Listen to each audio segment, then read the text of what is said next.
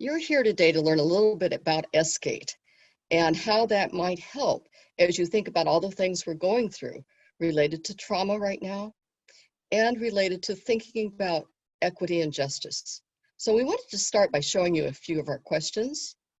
CCATE is a simple instrument. It takes 12 to 15 minutes to go ahead and take the CCATE. And there's a scale of 1 to 4, from needs improvement to exemplary. We urge schools to aim for exemplary because we don't want to be faced with a situation where the students who are most at risk are the ones who are ignored because we think 3 is just fine. But if we look at these questions, feeling safe, we know is important. We know that protecting themselves in vulnerable situations is important for students, and there are ways to teach that sort of resiliency, that students can show empathy for others, and that awareness of our own bias and prejudice will impact our effectiveness in being mindful teachers, and in being responsive to the needs of all the students in our classes.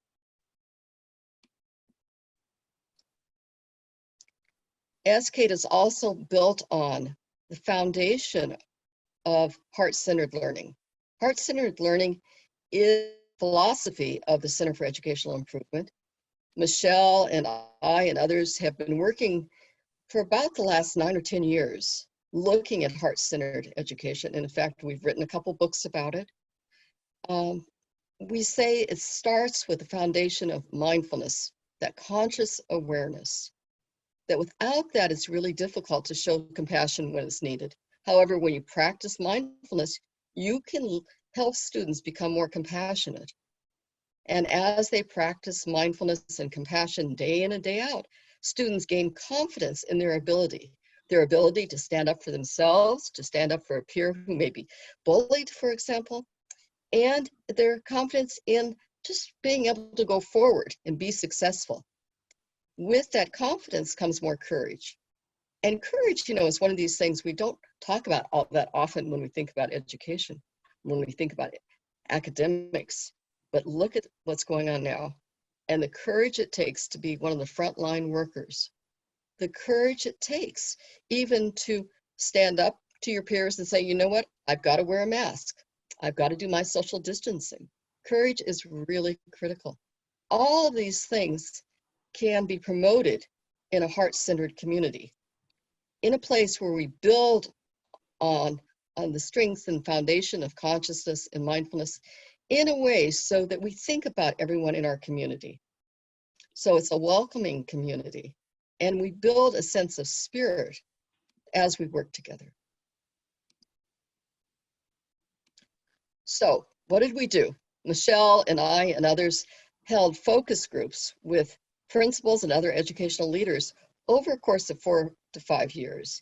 And we took some 80 pages of rubrics and over a long period of time narrowed down these 80 pages to 40 essential questions. And an instrument that can be taken in 12 to 15 minutes. So we went out a couple of years ago and we did a validation study.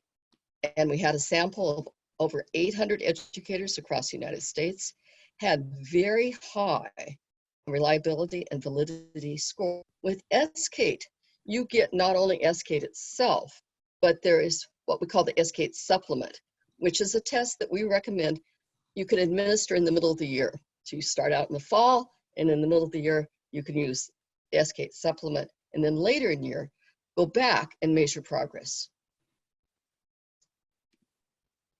And there's the phases. So we start with an initial assessment, beginning of the year, to figure out what's going on. And the questions are asked in such a way that we look at the educators' opinions of self, how they think their students are doing, how they think their community is doing, and what about their leaders? How would they rate their leaders in the school? So from the assessment, teachers and others go into a planning phase. They look at results, they think about what they're going to do, and then make decisions about implementation. And they go ahead and They will implement some of the recommendations from CCATE. Mid-year, they'll do a second administration, or they'll administer the supplement. Later, there's a progress check. And from that check comes the second phase of implementation. Then re-administration of CCATE or the supplement. And that cycle continues so that by the end of the year, you have an end of the year results and you can think about the next year and what needs to happen next. So in New England, we have been using CCATE for the last couple of years in a program that we're doing with Yale University and a childhood trauma learning collaborative, where we have some 24 fellows from the 6 New England states who work with us. Between March and November 2019, we had about 1,100 responses. Any time that the schools have at least 7 responses, schools then end up getting basic recommendations and action guides. We really need that 7 in order to have a sample that's valid enough to do something with in terms of the recommendations. So based on the recommendations in New England, they've been implementing strategies for improvement and doing progress monitoring every 2 to 3 months. So here are some other questions. We'll think about conscious awareness of stress and emotion, which is one of the factors, one of the components of CCATE. For that, we have questions such as, are students taught about the neuroscience between drug and alcohol abuse? Do students regularly practice mindfulness? Do students practice appropriate risk-taking? And what about my environment? Is it structured to reduce the impacts of childhood stress and trauma? Now, for those of you who are already doing some of these things, one of the good things about CCATE is it gives you a way to document your progress and to celebrate your growth. So now we're going to take you onto the CCATE website. When you get this slideshow, this video will be embedded in it, and it's a tutorial of how to use the site on your own.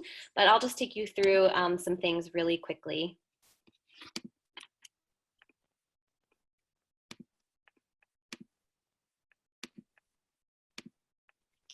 So this is CCATE.org, where the CCATE survey lives. And you can look at it on your own by clicking the Get Started for Free button, where you would get a sample of the first 10 questions. But if you want to return to our next simulation, you'll get access to the whole survey in a demo situation. But on the CCATE.org website, you can learn more about the purpose of CCATE and why you might want to use it. You can also learn more about the validation study, where we found that CCATE and the supplement were a reliable and valid tool for assessing school culture. You can also learn more about why you might want to use it as a valuable tool in your district or school. And if you do happen to be in the New England area, please know that the CCATE is available to your school for free. And you can learn more about the Childhood Trauma Learning Collaborative, which Chris just mentioned. And you can contact us to get access to the CCATE for free for your school. So go to CCATE.org to learn more, or come to the next simulation for a full demo. I'm going to go back to the slideshow 1 second.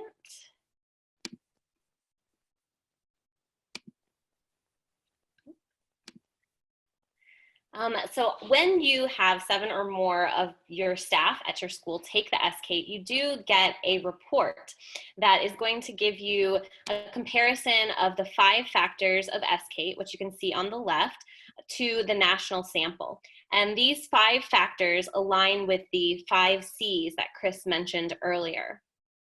So if you do use CCATE in your school and you want to join the Childhood Trauma Learning Collaborative, we do trainings throughout the year that help support growth in all 5 of these areas. And the Center for Educational Improvement also has a lot of blogs and other resources, as well as the New England Mental Health Technology Transfer Center. We have a lot of resources to support school growth in all 5 of these areas.